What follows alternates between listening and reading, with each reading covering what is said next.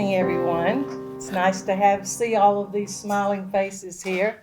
I'm Carol Frank. I'm with the Historical Society, and on behalf of the Historical Society, I welcome you tonight. We have a wonderful program in store for you. I don't know how many of you have had this experience, but you meet somebody in Great Neck and you get to talking and you say, "So why did you move here?" And 9 times out of 10, "Oh, because of the school district."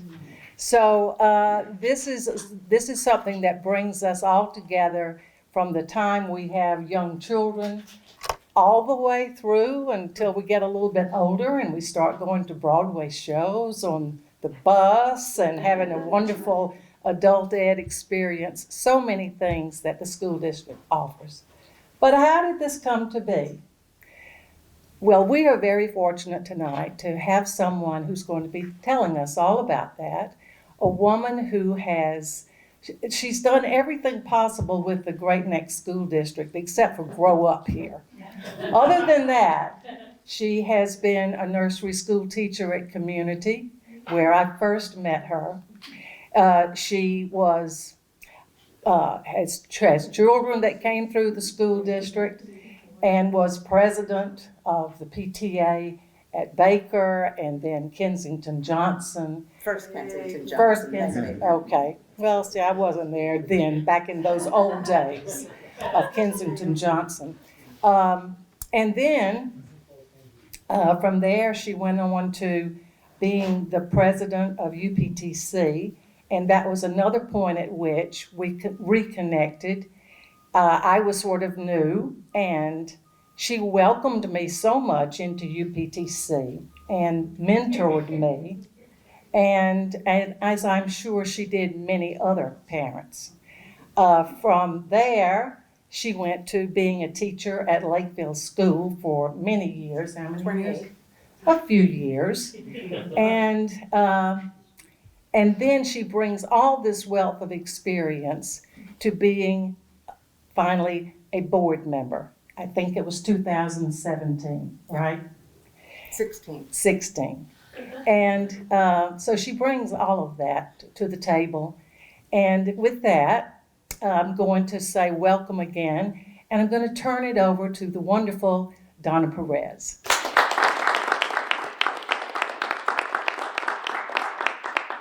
It's a pleasure to be here to speak about a subject that I'm devoted to and very passionate about, the Great Neck Public Schools. I've been involved in one way or another with the schools for over 50 years, which, when doing my research, I realized is almost a quarter of the time that the school district has been in existence. The central focus of my interest is and always has been the students, the kids. Someone asked me recently what I've noticed about the differences between the children from 50 years ago and the children now. And I said, a kid is a kid is a kid. The world is different, our local community has changed, technology is everywhere, and so the world around us has radical changes, but a child is still a child at their inner core. As I poured through different resources to prepare for tonight, I was looking for some common threads that went through all the years that the district has been in existence.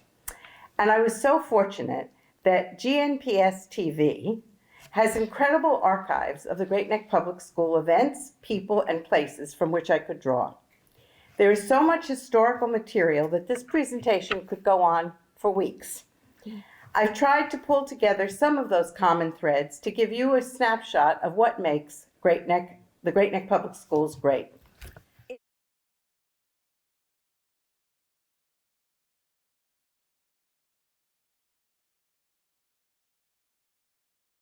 Beginning at the old Mill Creek below Elijah Allen's mill. From thence running 1 rod south of Elijah Allen's mill. From thence 1 rod south and westerly of Roloff Schneck's house. From thence 1 rod east of Daniel Cornell's house to the place of beginning. With that announcement by school commissioners over 200 years ago, the Great Neck Common School District Number 7 was born.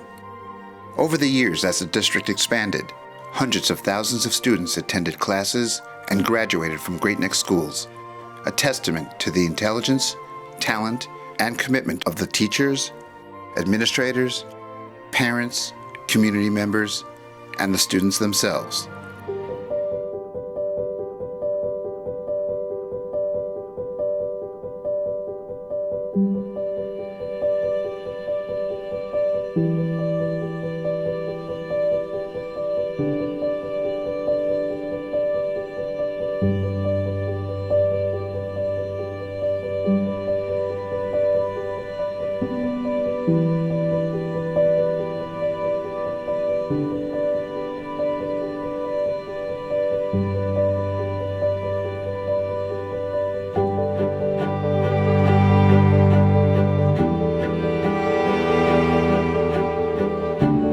Have you heard about the meat boycott?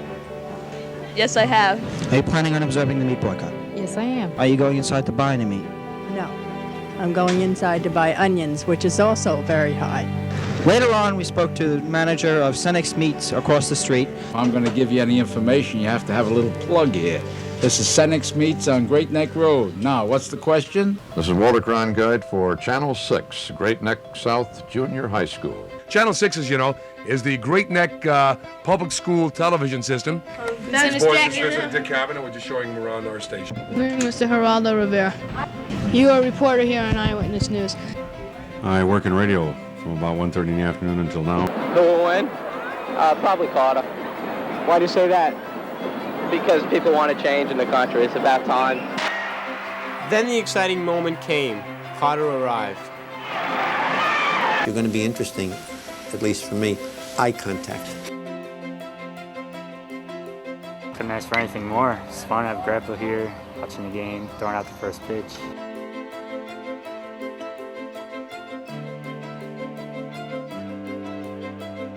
In a moment, we're going to interview Eddie Jockman, goalie on the Rangers. I'm so used to playing most of the games and everything. Dr. Bixhorn's head is Maxine Marks, and my father's name was Chico.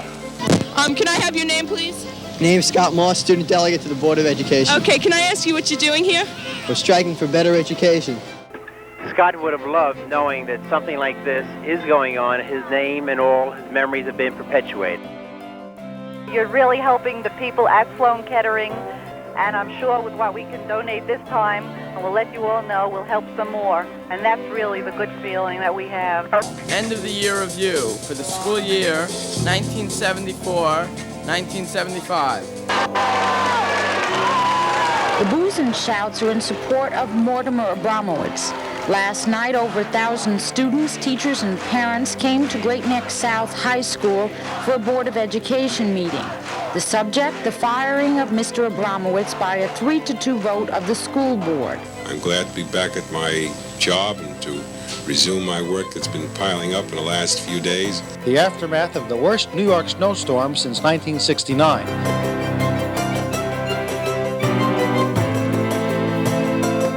Because older people often talk about their lives and the past and how they came to be where they are. This is Aida Snow at Baker Hill School.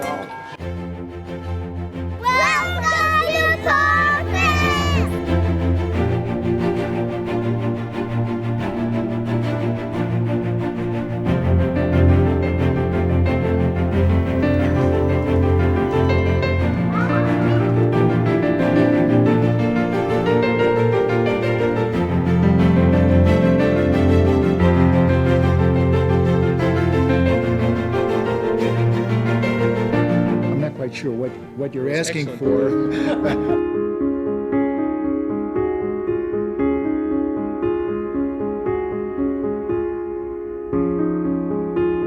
But once the countdown began, prior to John Glenn's second historic liftoff into space, the students really came alive.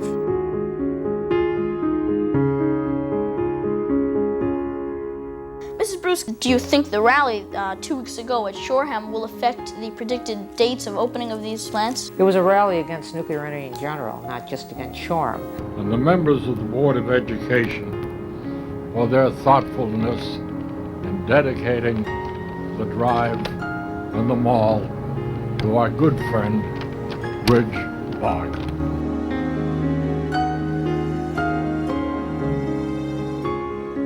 Those of us that worked for the last 22 years in Great Neck shared moments together. And the fact that my name now is affixed to those moments forever is awe-inspiring to me and humbling.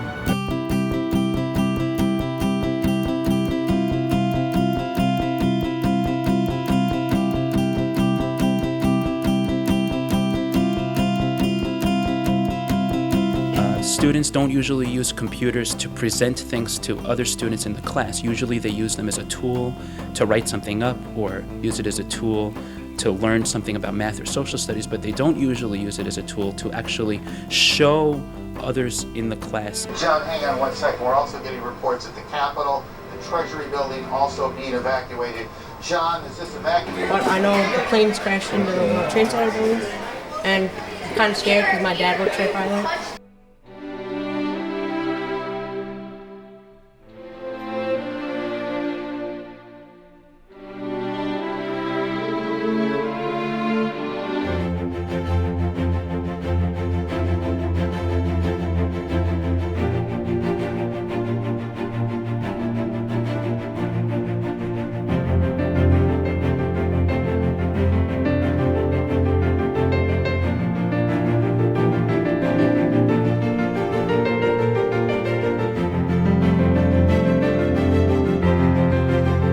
All right, I'm very pleased to introduce you today to Mrs. Barty and Mrs. Klein. Both were survivors of Auschwitz. How come in 20th century you can kill people? So innocent people. Good morning. I'm Dr. Bix, I'm principal of South Junior High School, and what you have just seen is the beginning of a typical school day at South Junior. I'd like to meet Mr. LaPerry, one of our assistant principals, and Mr. McGrath, the other assistant principal. Sea anemones are grouped scientifically as Solentorata. And here with a visit to another television news operation, this one on Long Island, is Paul Dandridge. Good morning. Now the news. Today there will be a number of club meetings held after school. The Conservation Action Committee, who sponsors the weekly aluminum can drive. There's a certain thrill about having the cameras on you and everyone getting ready to put on the show. I went to NYU after Great Neck South and studied film, and I'm now out in Hollywood for the last 30 years producing films. Hello, Helen.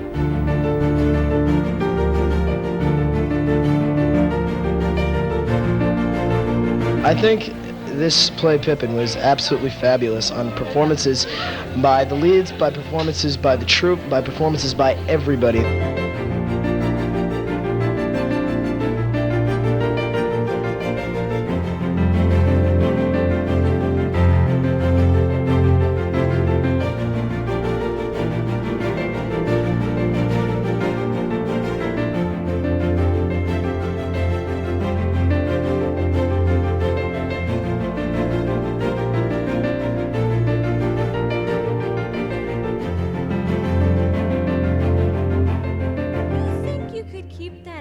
Expression on your face for a long time, boy.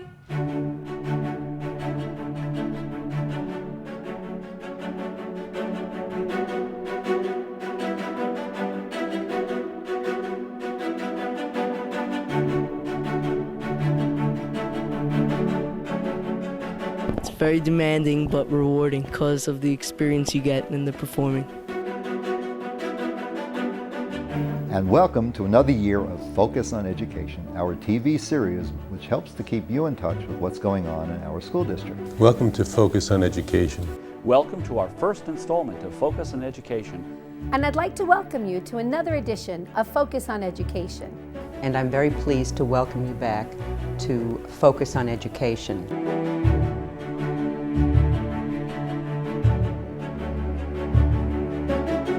What are you going to do this summer? I'm going to study.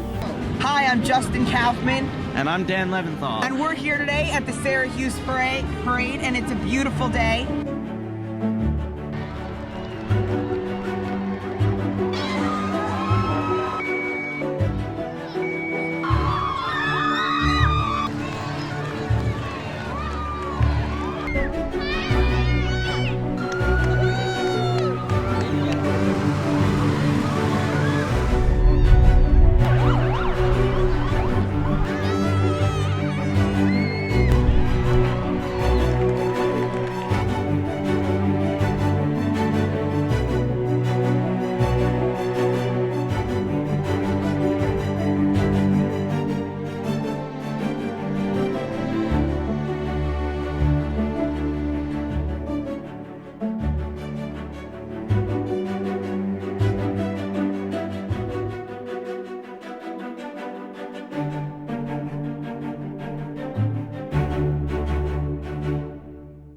It's interesting how many of us come back to where we began. I didn't grow up in Great Neck, as Carol said before, but my husband did, and he was always proud to announce to everyone that would listen that he went, it's his daughter laughing, that he attended Great Neck Junior High on split session from 7 in the morning till 12 noon, and then the second session was in the afternoon, and this was while the South Complex was being built. And then he says he was in the first 3-year graduating class from South High. So even though I didn't, he did. So by osmosis, we are together. To get to those threads that I was talking about, the themes that run through the years of our history as a school district.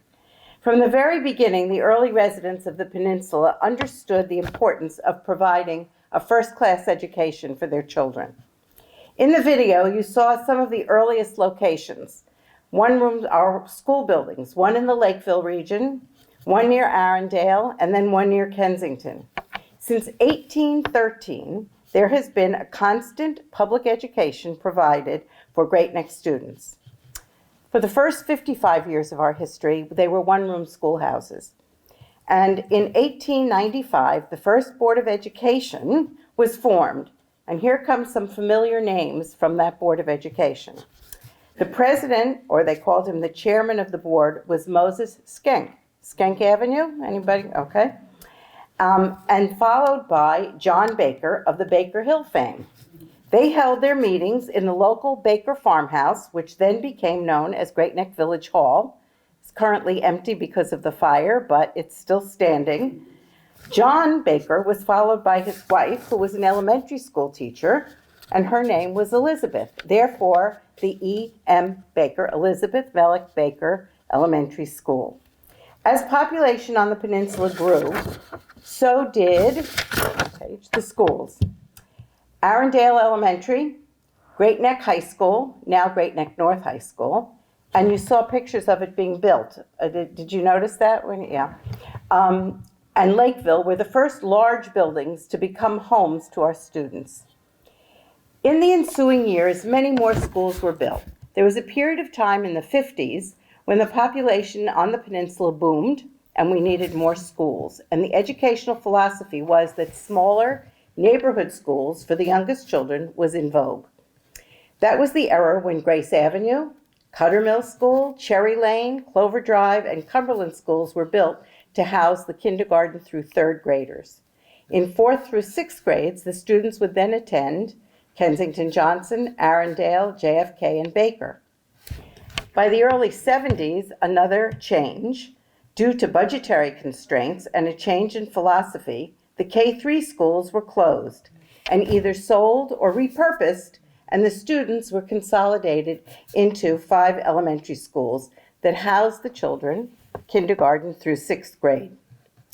By the way, Grace Avenue became the home to the senior, or now called Social Center. I don't know if any of you take advantage of their classes, but they're fabulous.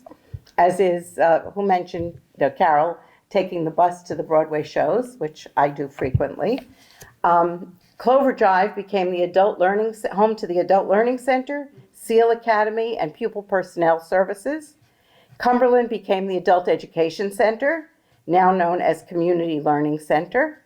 Cherry Lane was sold to North Shore Hebrew Academy for their elementary students, and the tiny Cuttermill School on Watermill Lane was eventually torn down, and that remains a green space. The remaining schools were Parkville, Kensington Johnson, Saddle Rock, Baker, and JFK. In the early 1980s, those elementary schools became overcrowded. First we were underused, then we were overcrowded, then we were underused, now we're overcrowded again. And yet another change was in the offing. This time it was decided to change the structure of the schools. So what were K through 6 schools became K through 5 schools. The 6th graders were moved to North and South, formerly junior high, now known as middle school, and contained 6th, 7th, and 8th grades. And the North and South high schools, which were 10, 11, and 12th grade, now became 9 through 12. We are also one of the few school districts on Long Island that has an alternative high school, which we call Village School, that houses approximately 50 students. Over the years, there have been several other changes, physical changes. Parkville and Kensington were closed as elementary schools in 1984. Don't ask me, gets me upset still. we were, just a little aside, some of us were parents of children at Kensington Johnson School when it was closed, and we're still mourning the school closing. We weren't good about it. KJ lives, right. Well, I'm going to say that. As a matter of fact, I currently live in an apartment built on the property where Kensington Johnson was. And my husband and I stand in the living room and say, I wonder whose classroom was in this spot. Parkville became the early childhood center, housing pre-K and the district pre-K and Lakeville kindergarten programs, as well as the Parkville Library. And what became clear to me was that although many parents, including myself at the time, were very distressed at some of the changes that were going on, the students were always cared for, and they were always at the forefront of all of the decisions. The next thread that I want to share with you is about some of the innovative courses and programs that our Lighthouse School District has offered over the years. From those very early beginnings when we had one-room schoolhouses till today, one is amazed if you walk into a classroom, which you all do, to see what is going on in the classrooms. From our very youngest 4-year-olds right through our seniors at the social center. The breadth and variety of programs and curricula that Great Neck offers was and is one of the strengths of this district. In addition to all the coursework that one would expect a top-performing school district to have, the early 70s, if you remember them, was a time of innovation in our community. So many programs still existing began in the freewheeling 1970s. The Village School program, which offers an alternative high school. Carol, I think that's yours. Sorry, that's okay. The Village School, which offers an alternative high school program to the compared to a traditional one, and the teaching and learning styles, and brings in an individual's learning style, brings in to individuals a learning style that is a safe, accepting place for all students. And one of the few alternative high schools on Long Island.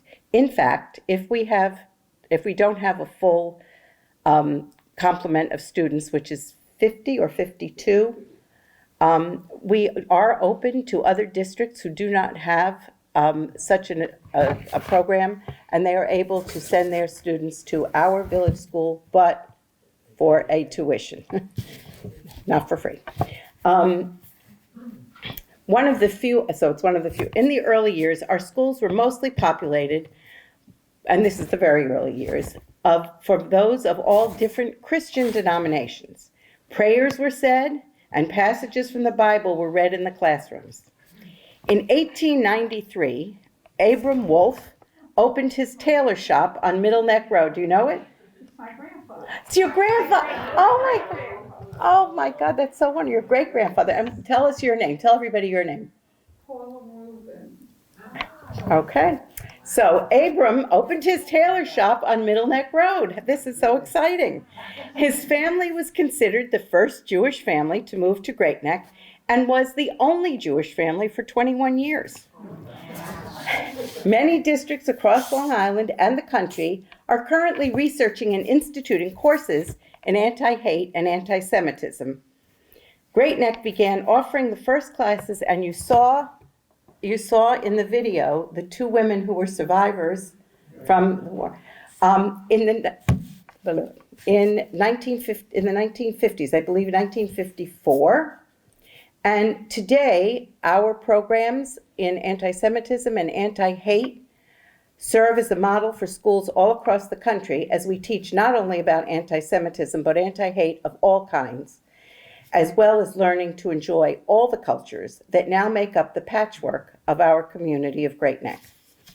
Mrs. Marguerite Johnson of the Kensington Johnson fame, she was the principal for 40 years, holds the distinction of being the last person to read a psalm from the Bible ever in the Great Neck Public Schools. In order to obtain its regent's approval, District 7, which is what Great Neck was originally called, had to certify that the education that it dispensed was non-sectarian. So, there you go. And I do need to shout out to you, Dan. Dr. Dan Holtzman has been one of the leaders here in Great Neck for the past 8 years in bringing programs to Great Neck for anti-Semitism and anti-hate, and I thank you so much for what you do. And I'm not going to say this right because I really wasn't paying very close attention the other night, but he and a group of our teachers have just been awarded we're not paying for it, a scholarship to study at Brandeis this summer and then go with a group to Israel. And so we have teachers going from north and south, the south end of town, and Dr. Holtzman will be with them. So very. North and South High School buzz with traditional classes that any highly ranked, award-winning high school offers. In addition, there is so much more. One such program began again in the 70s, those freewheeling days when kids went to village school with bare feet, and I remember these days. Still exist at North, where they offer the community school program that gives students small heterogeneous classes that one can be a student and a teacher at the same time. Courses in English and social studies bring together sophomores, juniors, and seniors, enabling them to learn from each other. This is very interesting, and I thank Mr. Zahn for this. You saw in the video a lot of famous people and probably were wondering why they were in the video, but they were being interviewed by our students from our GNPS TV program. And Mr. Zahn found this letter dated August 28, 1951. And it was from a teacher named Vera Larner to Dr. Miller, the superintendent. The leaflet I am sending along with this letter explains the source I have been studying all summer.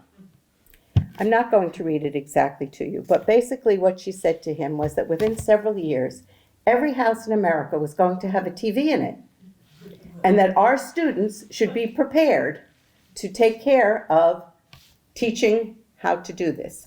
And she said, if you give me a television studio, I will teach the students how to use it. So we have had a television studio at Great Neck South Middle School since the early 50s, and I am proud to say that just recently North Middle School has built one that mirrors the image at South. So we now have 2 TV studios, but everything that you were watching there was on, except the very old schools, was done by our students who were interviewing all those famous people, and that's why you saw the people rather than the kids, but they were holding microphones up too. Many of our students who take Mr. Zahn's classes go on to professions in television and film, editing, and so on. So thank you, Mr. Zahn, for what you're doing. He was not the first, but he is the current. Though I've been, We also have award-winning robotics teams at both ends of town, truly innovative programming. The teams compete across the country, winning awards all over. Multiple sports teams that compete island-wide and have increased in variety over the years, bringing sportsmanship and spirit to the various venues. And those so far have been speaking mostly about our secondary schools. It is not a slight to the elementary schools, because actually that's what I know the most about, so I was trying to be even-handed. The elementary schools have long been at the forefront of educational innovation. During the late 60s, Great Neck had a need-based early childhood program housed at E.M. Baker School in what was the original clapboard school, the East Wing, which was falling apart. But that was totally need-based at the time. But I was lucky to serve on a committee with Dr. Sheila Terrens about early childhood learning and how important it was for our youngest learners to be in a quality program to prepare them for the rest of their education. So as the Baker population grew, and those classrooms were needed for the K-5 population, the early childhood program was moved to a wing of the then half-empty Parkville School. I remember serving on that committee and trying to figure out how we could provide for all children in the district. And somehow the pre-K program was born. Originally as a need-based program for 4-year-olds, and if there were any spaces left over, there was a lottery for parents to try to get their children in. To this day, when every child in Great Neck that wishes to have a pre-K experience with the public schools is accepted.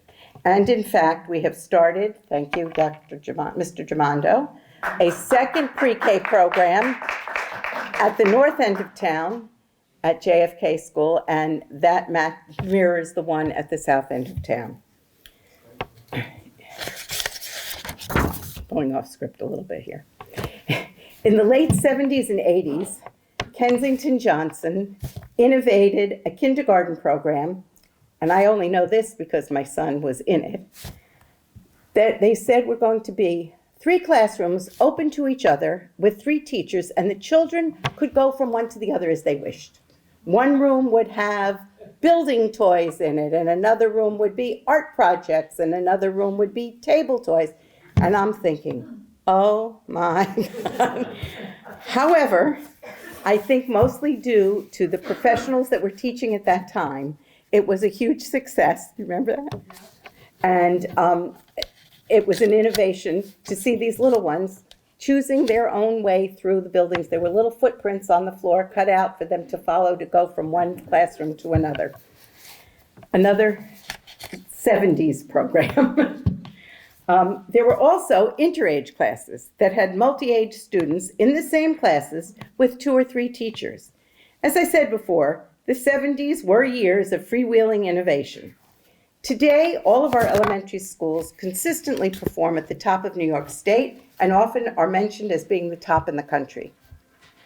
The last thread that I would like to pull for you this evening is a little bit about Great Neck students.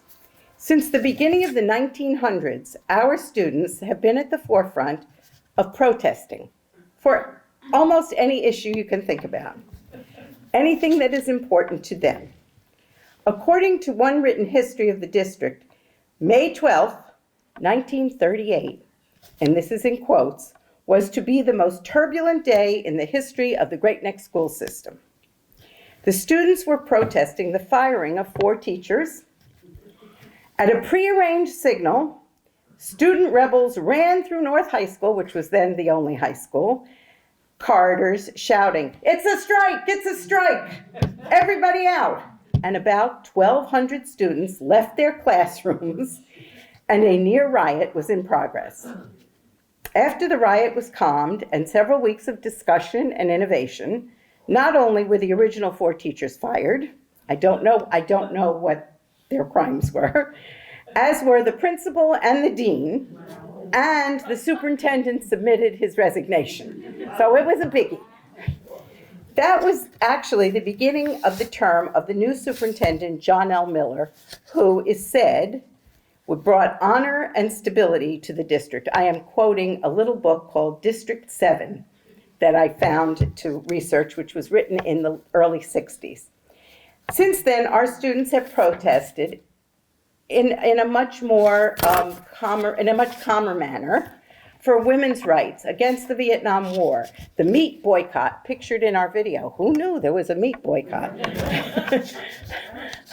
The closing of Kensington Johnson, the taking of the Israeli hostages more recently, and many other issues. The students of Great Neck have been activists for many causes in the over 200-year history of the district, and we're proud of them for that. We like them to express themselves in an orderly manner, not a riot. Additionally, the district has hosted many speakers of distinction, exposing our students to different opinions and diverse opportunities. Most recently, we hosted Martin Luther King III. Thank you again, Dr. Holtzman. Dr. Holtzman, who spoke in the same venue as his father had in the early 60s. I don't know if any of you heard him at that time.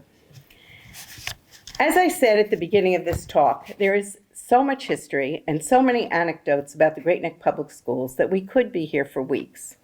The Adult Learning Center and the Senior/Social Center are subjects for another day and could take a whole evening on their own. Just to mention that the boards of education of the past and the present feel that we are responsible for all the residents of Great Neck, from the youngest to the oldest of our constituents. I've tried to give you a smattering of the stories and the people that contribute to the patchwork that makes Great Neck schools great. As a parent, a teacher, and now a school board member, the question that I always ask our graduates when they come back, either as adults or parents, citizens, is, do you feel that you were well prepared by our school district? Because we can always learn something new also. And almost to a person, they tell us that freshman year in college was easy compared to the Great Neck Public Schools. Or that they had more opportunities to explore different possibilities here and to prepare for further schooling, the armed services, a trade, or life in general than most of their peers from other places. Just to name a few of the well-known names of some of our graduates, and you saw some in the video, but Steve Cohn, the current owner of the Mets, Sarah Hughes, Olympic gold medalist skater, Emily Hughes, Olympic silver medalist skater, David Yerman, jewelry designer, Mary Cleve, astronaut, Francis Ford Coppola, director, his daughter or granddaughter, Talia was his sister? I don't think so. Talia Coppola Shire, who was Adrian, in the Rocky movies, she was Adrian. Sarah Sherman, the comedian that is currently on Saturday Night Live. Andy Kaufman, comedian who passed away. Ilan Mole, he's a celebrity chef. Dan Raviv, journalist. Amanda Seton, currently an actress on General Hospital, if any of you ladies watch the soaps. Colin and Eric Jacobson, world-renowned musicians. Nikki Blonsky, actress in Hairspray, and so many others. They're just a few of our famous graduates among the thousands of successful humans that our schools have nurtured and supported over the years. We hope to continue offering a well-rounded curriculum that gives our students the foundation that they need to be happy and successful members of society. Thank you for allowing me to share my love story with the Great Neck Public Schools tonight. And I would be happy to attempt to answer any questions that you may have. And on the back table, there are a few artifacts that I took from Phipps this afternoon, some old pictures and ledgers and things if you want to look at them. And I thank you all for being a great audience. Hi. Well, I was here. I was born in Little Neck, but my family, as I mentioned, came to Great Neck in 1891. And my great-grandfather worked for My great-grandfather came here in 1891, and he worked on WR, Grace. He was a tailor for him. And very briefly, my grandfather lived in Manhattan at the time. He was a 6-year-old child. and he had a trolley hit him, and he had to have his leg amputated. And he was in the hospital while Grace was in the hospital because he had been thrown from a horse. And he felt sorry for this little boy and thought he and his family would have a better life in the country. So my Great family's Neck was been the here country. continually since 1891. And my mother graduated from, well, she was at Kensington when it was brand new, and then she was at the high school when it was brand new, and she graduated from high school in 1935. And I lived in Little Neck, but my parents wanted me to go to the Great Neck schools desperately because they had a very good reputation even when I was born in 1942. And so my mother took me, which was very unusual at the time. Most children didn't go to nursery school, but my mother knew that there was a nursery school community in Great Neck, and she took me here. And supposedly she was ostracized. Everybody thought she was a terrible mother because she took my, children should be home. And so I went there, and then we moved to Strathmore. So in the 13 years I was in school, there were 12 different schools built in Great Neck, like you said. So first I started at Arundel, which was right here at the corner. And then in second grade, I went to the front of Baker Hill. And then in third grade, Saddle Rock was finished. So from third to sixth, I was there. Then the junior high school was brand new, North. I went to there. And then I went to my mother's high school and graduated in 1960. But it was amazing, as you said, all the K through 3 schools were there. And then I tried to get a job. I was a teacher in Great Neck, but they would only hire me in the grade which I taught. But Dr. Miller told me that somebody in Syosset needed a kindergarten teacher, so I taught in Syosset. But when my kids were born, I went to Temple Israel, and some people might recognize me. I taught nursery school in Bedford Garden, Temple Israel for 21 years. So I was back to early childhood, but it was very interesting. I actually, just last week, I don't know, I think this group would be perfect. My brother saw an ad from Arundel, from the library, that they wanted people to talk about their life in Great Neck. So my brother talked, and he set up, he thought I should talk, and I talked a little bit about the Wolves, a little bit about the schools, and then they asked me what I did in my childhood. But I asked them if they had other people with historical information to talk, and I suggested that they open it to the Historical Society. And they said, no, we're a library. Our library. So I said, okay.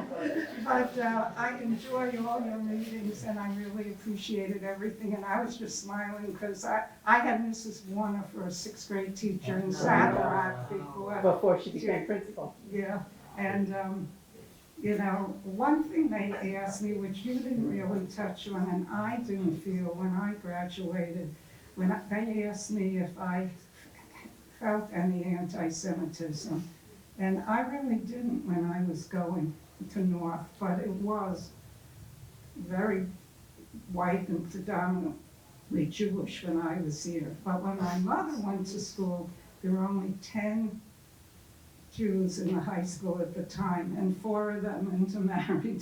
So, and then I met one of their sons, and for a while he was my boyfriend. My mother was so excited. Thank you so much for sharing. Yes. I taught at KJ in the 80s. I taught at KJ. Yeah. In the 80s, I was a reading teacher. They were hiring part-time reading teachers. Yep, we still do. So, Thanks, Rob. oh, sorry about that. Okay, I was just saying I taught at KJ in the 80s, and there was a director of reading, and I don't remember her name. Oh, I do. Oh, good. What's your, Sheila Barbara Harmon. Simon. What's your name? Sheila Harmon. Barbara Simon. Barbara Simon. That's it. She was wonderful. She was a tough boss to have, but boy, did I learn a lot from her. She was great. So. Thank you. Thank you. Anyone else? Want to share? Ask questions? Very loud. Okay. I did not grow up in Great Neck, but my husband's family did, and my brother-in-law, David Gould, graduated from South High in 1964, and he was president of the student government. And when South Complex was opened, they were the Southern Rebels, and they had a flag with the snake, "Don't tread on me." And in the early 60s, Great Neck was in the vanguard of the civil rights movement, and people approached the school, the students, and said, "This isn't right. We shouldn't be advocating for the Confederacy." So they became the rebels of the Revolutionary War, and they took down "Don't Tread on Me," and that was in the early 60s. Well, I went to Great Neck South, and we had a Confederate flag. We used the Confederate flag at the football games. There was a Confederate. Only very recently. And I went to school down south, and we didn't have a Confederate. I often think about that now, that I can't believe that no one that it was for thought so about it. Yeah, well, that was back then, because I graduated a year after. Yeah, but when did they take the flag? It's pretty recent. It wasn't here when you started. I don't remember. I remember when it happened, but I don't remember a year. Yeah, I grew up in Florida where I went to segregated schools. And I would tell my classes up here about it when we were studying Martin Luther King and the civil rights movement. And I would tell them that the water fountains were marked white and colored. Right. And the bathrooms and the service stations, if you stopped to go to the bathroom, weren't men and women. They were marked white and colored. Donna, what year was that? I graduated high school down there in '62. Because Gene was an intern there at the same time. He was a physician, and there were black medicine and white medicine. Oh, absolutely. And the business with the water fountains, etc. Yeah, I actually grew up in Palm Beach, and there were signs at all of the hotels and country clubs that said, "No colored, no dogs, no Jews." And when I got to college in Boston, I went, "Oh, this is the real world." And my husband, who was here, still hasn't forgiven me for not being out protesting and picketing in front of my high school. And I said, we just didn't know better. That's the way it was, and that's the way you grew up, and it's such a change, really. So, anybody else? Yeah. Thank you all so much for coming. It was lovely having you. I just wanted to say Dad came in 42, August 17th, 1942. That's when he started. Your dad? Yeah, John Elmore. Oh,